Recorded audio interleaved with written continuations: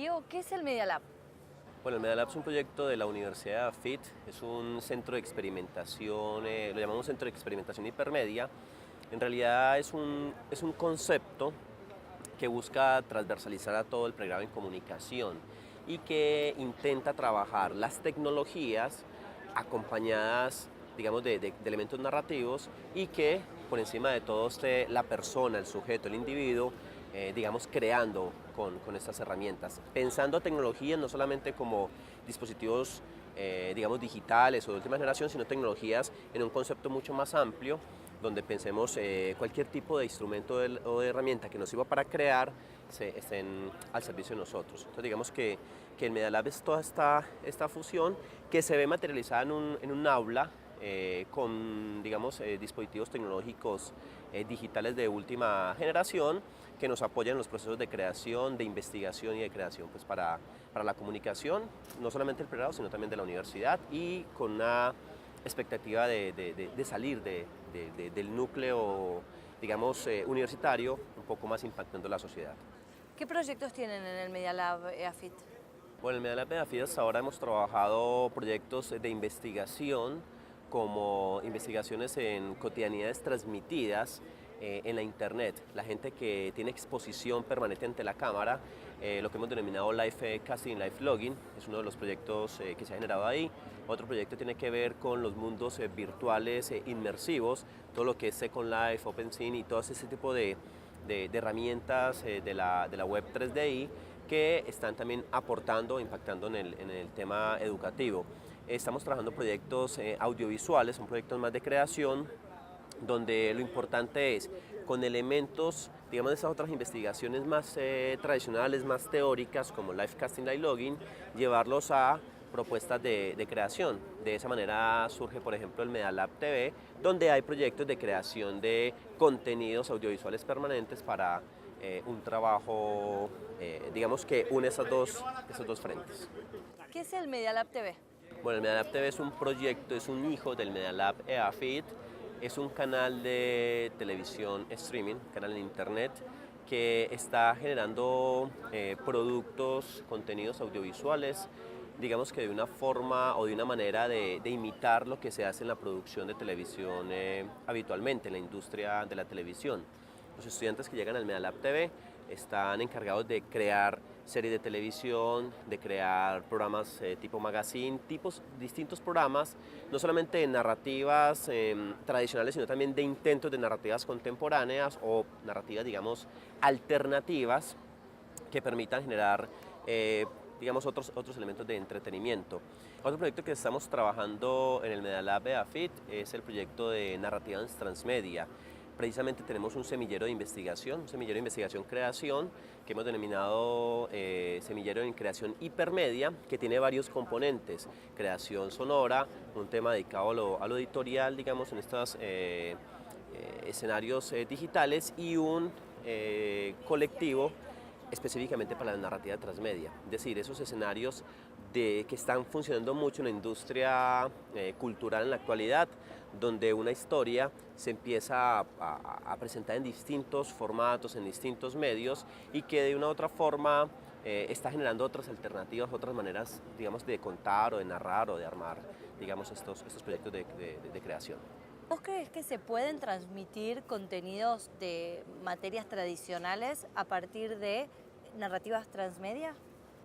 No, precisamente lo que estamos haciendo en el semillero de investigación es empezar a revisar con cuidado, un poco con seriedad, qué es eso de la narrativa transmedia, y esa pregunta que nos hacemos, si hay nuevas narrativas.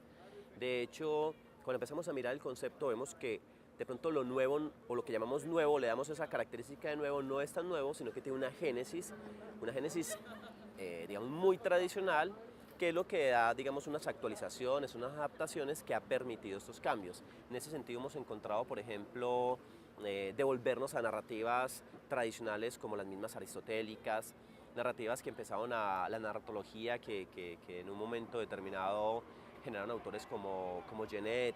Entonces, actualizar ese tipo de conceptos y llevarlos a cómo están generando otras posibilidades de contarnos. Digamos que son actualizaciones para no casarnos con esa característica de nuevo que puede ser tan peligrosa. La posibilidad que da la narrativa transmedia es que te permite trabajar con lo tradicional y con la experimentación, con la expresión, digamos, con la mixtura, con la mezcla que pueden aparecer en distintas formas de contar, que otro medio, digamos, emergente, que puede estar surgiendo, le posibilita. Entonces, digamos que la Internet ha generado eso, ha generado la posibilidad de poder mezclar lo que antes simplemente se escribía o lo que en un momento solamente se narraba audiovisualmente, aquí se mezcla, se genera otro tipo de cosas con la interactividad, con el juego, con la lúdica. Entonces, todo ese tipo de mixturas, esas experimentaciones que se están generando en ese escenario, digamos que estos medios emergentes posibilitan contarlas. ¿Desde qué marco teórico trabajan estas narrativas? En la narrativa transmedia, obligatoriamente uno va a Henry Jenkins cuando empieza digamos, a trabajar un poco lo que hace con Matrix y ese tipo de series norteamericanas, a este análisis. Trabajamos a Jenkins, trabajamos para Latinoamérica Scolari, Carlos Scolari ha hecho un trabajo serio al respecto, entonces también ha sido un referente para nosotros en ese sentido. Trabajamos a Jeffrey Long, también nos da, digamos, pistas que empiezan, digamos, donde encontramos vacíos o encontramos de pronto dudas que nos están generando, esos autores nos empiezan a posibilitar otras maneras de contar. ¿Los jóvenes se sienten cómodos en estas nuevas narrativas? Yo creo que los jóvenes de una u otra forma se sienten cómodos por la posibilidad que le da de ampliar mucho más el repertorio y no contarnos o no obligarnos a contar de una sola manera, sino que en este mismo sentido lo que hablábamos con anterioridad, esos escenarios emergentes, esos medios emergentes, posibilitan que vos contes de otra manera. Quizás a veces bajo la experimentación y qué tal si contamos de esa forma, es posible. Entonces digamos que esa manera de ser un poco más libres en esas formas de contar puede que nos hagan un poco o nos hagan sentir un poco más cómodos porque no hay una limitante. ¿Qué están produciendo los jóvenes desde esta experiencia? Bueno, tenemos varios tipos de productos. Unos productos que se están trabajando dentro del Medalab TV tienen que ver con la creación de series. Una serie precisamente es hecha toda con dispositivos móviles. La consigna dentro de esa serie es que no se utiliza ninguna cámara tradicional, solo se hace con un iPad y con un celular. Entonces, por ejemplo, se han encontrado con experiencias tan interesantes como tenemos que hablar a la cámara, pero no tengo un micrófono y el audio no me permite. Entonces, ¿cómo solucionamos el problema del micrófono de solapa? Metámosle un iPhone a la persona en el bolsillo y grabemos con eso. Y entonces y luego empatamos el audio, como hacía el cine o como se hace en muchos momentos en la televisión tradicional. Digamos que esa es una experiencia muy interesante, sobre todo porque trabaja nuevos dispositivos alternativos que permiten de una u otra forma cambiar las maneras tradicionales de manejar la televisión. También de una u otra forma en la consigna está, ¿qué pasa si nosotros producimos, o sea, si tenemos, por ejemplo, canales como YouTube que están produciendo 48 horas de video al día, donde cualquier persona tiene un dispositivo móvil, un smartphone, cualquier celular que graba, y esa gente está produciendo sin ser comunicadores o sin estar educados en un lenguaje audiovisual, si se puede decir eso, no obstante están creando cosas. Entonces nosotros comunicadores sociales que tenemos una formación en lenguaje audiovisual, ¿por qué con estas herramientas no empezamos a crear pensando y analizando, digamos, una correcta forma de narrar? Entonces digamos que esa es la dinámica que se le inserta a la experiencia del Medalab TV. Vamos a tener otras narraciones o narrar con otros dispositivos distintos que nos pueden generar los mismos contenidos. Eso por una parte. Y en esa misma serie que hablamos con ese tipo de dispositivos, hay otra consigna adicional. Y es a partir de la investigación que habíamos hecho en Livecasting, donde la gente se expone, donde la gente tiene videoblogs, donde le están hablando a la cámara y contando y tienen muchísimos seguidores en narrativas que uno dice, bueno, ¿y qué están contando ahí si no es su vida? Entonces hagamos una serie en la que solamente la serie esté contada a partir de Livecasting, donde los personajes de la serie le están contando a la cámara y arman una narrativa, lo que llamaríamos ahí narrativas alternativas. Entonces estamos definiendo dentro de nuestro contexto del Medalab TV el Livecasting como narrativa alternativa audiovisual. Eso por una parte. Hay otros proyectos periodísticos, hay proyectos en los que los estudiantes ya pues con dispositivos más tradicionales, la idea tampoco es pues que nos pensemos que solo vamos a ser experimentadores y alternativos, no, también nos estamos formando para lo que pasa en la industria audiovisual común.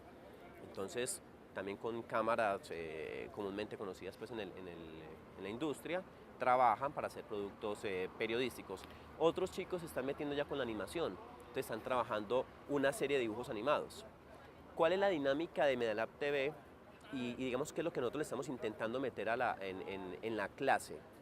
Y es que los chicos que vienen a estudiar en esa materia piensen la materia como un canal de televisión, donde ellos empiezan a producir semana a semana. Entonces es distinto porque ya cuando ellos salen a trabajar en televisión, pues se van a encontrar con una dinámica que es así, donde cada semana tienen que entregar un capítulo. No es como producir un cortometraje para un semestre, donde tenés toda la tranquilidad, todo ese tipo de cosas, sino que aquí es, terminaste el capítulo y ya pensar en el siguiente. Y se acabó eso y pensar en el siguiente.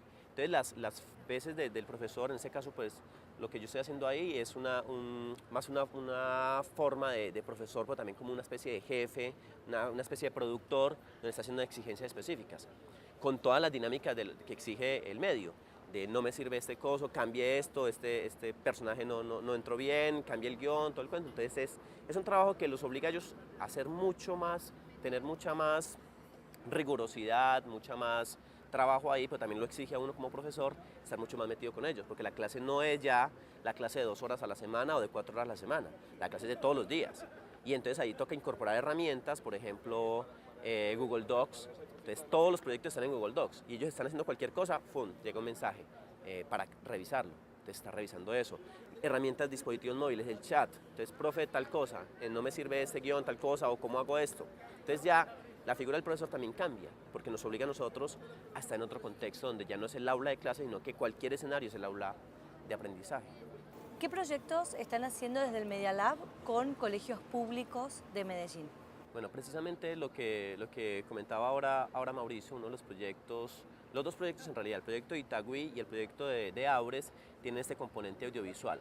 En el proyecto Itagüí lo que vamos a hacer es con las XO trabajar esta construcción audiovisual, un poco con live casting, un poco con la posibilidad de que el chico, de que el niño de la escuela pueda contar lo que quiera contar y que todo eso sea un trabajo colaborativo, donde los estudiantes de nuestro pregrado formen a estos profesores que a la vez forman a los estudiantes y entre todos creamos un gran documental, digamos como un documental colaborativo, un documental, digamos, que permite el trabajo de muchos. En el proceso de Robledo Aures, en el proceso de la escuela de Aures, estamos haciendo algo similar a Media Lab TV. Entonces, la idea es crear un canal de televisión para que los chicos de la escuela tengan el canal de difusión de sus historias, narremos lo que pasa en Aures.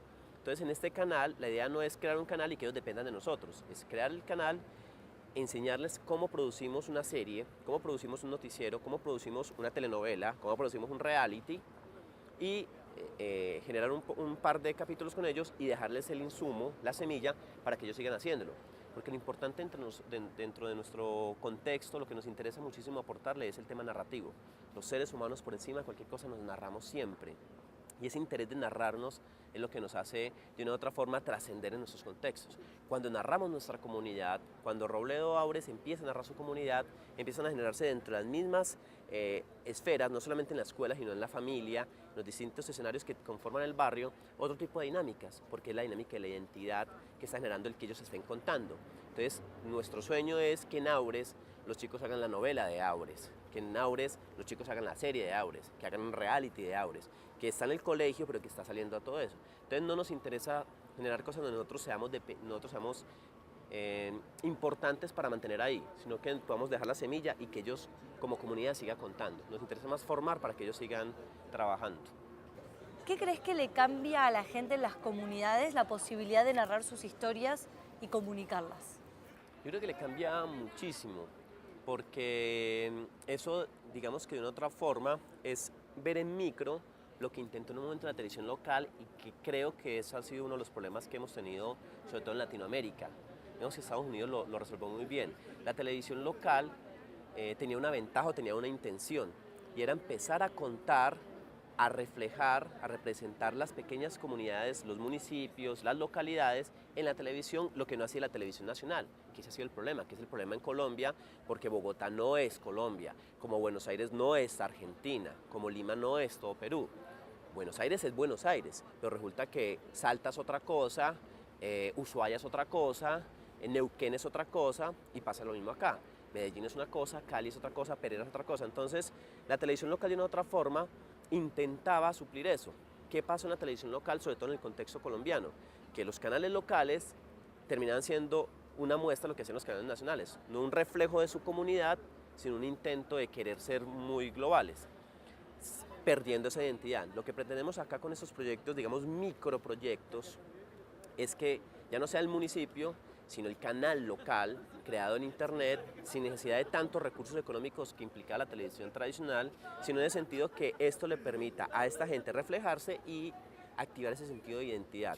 Identidad porque de una u otra forma ver qué me está contando la señora de la esquina que tiene la panadería, qué me está contando el señor que tiene la peluquería, que lleva 30 años en el barrio y tiene muchas historias para contar. Digamos que una otra forma es activar esa necesidad de contarnos y de escucharnos. Y digamos que estas formas de mostrarlo podría, digamos, incentivar eso. ¿Vos crees que Internet y las nuevas tecnologías y que todos podamos ser productores y contar nuestra historia puede ayudar a disminuir las brechas en Sudamérica? Digamos que eso es una pregunta muy difícil porque siempre nos hemos estado intentando pensar que hay que bajar esa brecha que existe entre el rico y el pobre.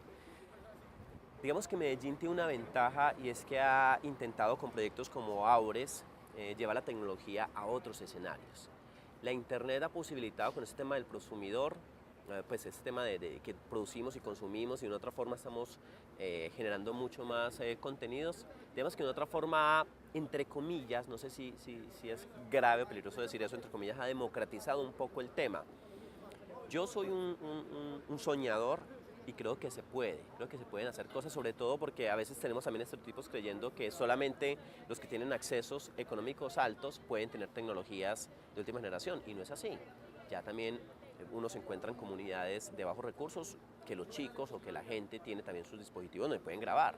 Puede que no sea el que cueste muchos millones, pero hay otras opciones. Entonces yo creo que en ese sentido estos escenarios pueden posibilitar las cosas, pero no la tecnología por la tecnología, sino en la medida en que existan políticas públicas en los municipios, en la que existan iniciativas o convencimientos de las universidades o de las instituciones educativas para que empecemos a apropiar una tecnología como un elemento también de creación, de generación de contenidos y de generación de cosas que nos puedan a nosotros narrar. ¿Cómo pensás el futuro? ¿Cómo pienso el futuro? Es una pregunta que hay que pensar muchísimo y que quizás voy a responder la cosa más ilógica. No sé, yo pienso de una u otra forma, voy a responder ese futuro como con ese contexto en el que nosotros nos estamos desarrollando. Yo pienso un futuro en el que podamos empezar a cada vez más a difuminar esa distancia entre el profesor y el estudiante, donde estos elementos no los veamos solamente como dispositivos ni que nos van a salvar ni que nos van a condenar, sino que son elementos que nos están ayudando de una otra forma como herramientas para, vuelvo quizás a lo mucho que he dicho hoy, para narrarnos, para contarnos, para crear. Lo importante es no olvidar que lo fundamental dentro de todos estos escenarios es el sujeto, es el individuo, es la persona que está ahí, porque es el posibilitador de creación. Yo imagino un futuro donde estos proyectos como el Medalab sea ese Living Lab, donde la ciudad sea ese gran lugar de encuentro donde podemos estar creando muchas cosas. Ese futuro donde podamos, en este escenario, la educación, las escuelas, las universidades, tener un contacto mucho más cercano con la comunidad, con el barrio, con la misma ciudad, donde empecemos a pensar más que esos laboratorios cerrados en un escenario como este, sacados a la ciudad. Pensando un poco eso, o quizás parafraseando y quizás tergiversando lo que también lo hicieron ellos, tergiversando lo que hacían los situacionistas, de llevar esa situación a la ciudad y hacer de ese tema casi político, estético, esa relación entre uno y otro.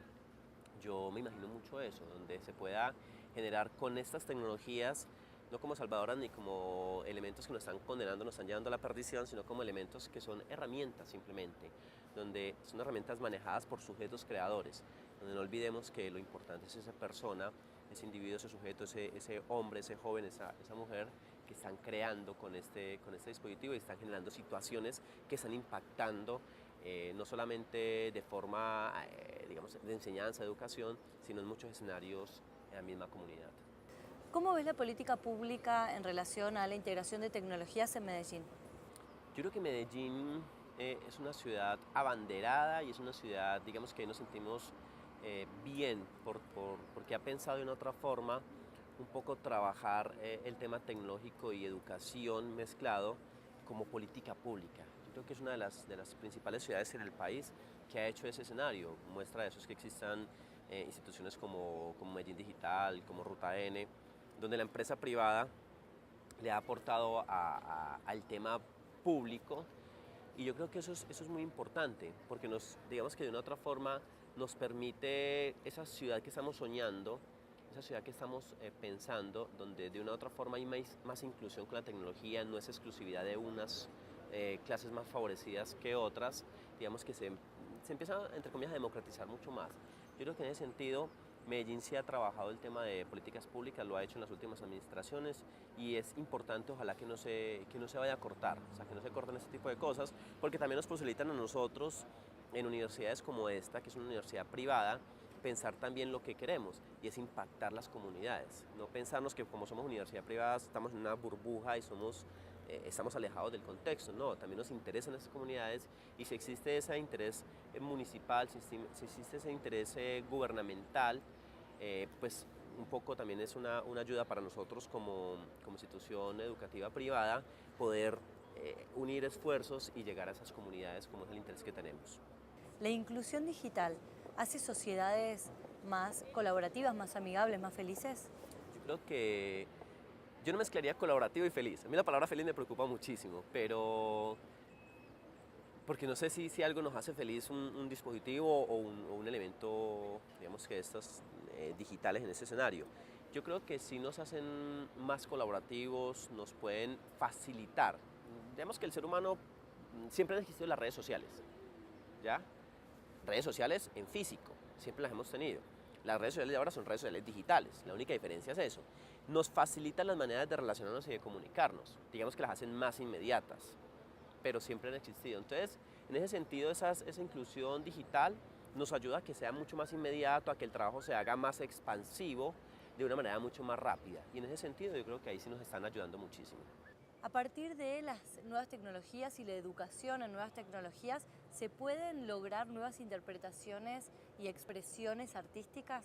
Bueno, yo creo que sí se puede generar con estas tecnologías maneras de expresarnos distintos. Una de esas, por lo menos que nosotros estamos intentando hacer, es la Media Band. En Itagüí se va a replicar un proyecto que ya hicimos en algún momento en la inauguración aquí del Media Lab y era hacer una banda musical con dispositivos tecnológicos, con iPads, con iPhone, con Android, con todas esas cosas. Un poco mezclando también, no pensando en que estas son las herramientas y ya de eso, sino que todo fue una herramienta y que el hombre siempre tuvo una intención de expresarse y la música es una manera de expresar y siempre lo hizo el hombre con sus herramientas. Entonces, en un principio con la piedra, luego con la madera, con su cuerpo, con la voz, y fue incorporando elementos, instrumentos musicales que hoy estos pueden ser instrumentos musicales. Entonces digamos que en la inauguración del Media Lab hicimos esa experimentación. Tampoco es una cosa nueva y tampoco es un invento de nosotros. Mucha gente ya ha hecho, se encuentran en experiencias de que con dispositivos móviles hacen conciertos. Entonces intentamos llevar a eso, empezar a jugar un poco con los chicos de nuestra facultad, de nuestro pregrado en comunicación, que tenían la posibilidad de tener ese chip musical que no lo tiene cualquiera, aunque cualquiera con estos dispositivos puede hacer algo de música. Digamos que con esos chicos armamos una banda e hicimos una performance donde mostramos todo ese proceso, del paso de la voz, de la música, con las herramientas que mencionaba previamente, unas herramientas análogas, a llegar a las herramientas digitales. Ese proceso lo estamos replicando, lo vamos a replicar en el proyecto de Itagüí, del municipio de Itagüí, donde los chicos con las XO, con las máquinas estas, permitir también generar música, generar una banda, un pequeño concierto, donde los niños se apropien de la herramienta para creación, para expresión. ¿Cómo se puede enseñar en el arte o en la música a partir de las nuevas tecnologías? Solo se necesitan, digamos, tres cosas y lo estoy pensando así, digamos, de una manera muy rápida. Uno, una persona, un profesor, una persona que conozca conceptos, hablemoslo en el tema musical, por ejemplo, unos conceptos básicos al respecto. Dos, que tenga un grupo de gente que quiera hacerlo. Eso es lo importante, que esa gente quiera. Y tres, que tenga un dispositivo que todos pueden tener, que se puede descargar cosas muy fáciles hoy en internet, gratis. Entonces digamos que con esos tres elementos uno puede generar formas de creación. Ahí estoy pensando en música, pero también lo pensamos, ya lo dijimos, con audiovisual. Alguien que más o menos conoce conceptos, pelados que están engomados y que quieren el cuento y tienen tecnología para hacerlo, disponen de un elemento tecnológico para realizarlo y simplemente es eso, el gusto, el deseo para poder lograr crear.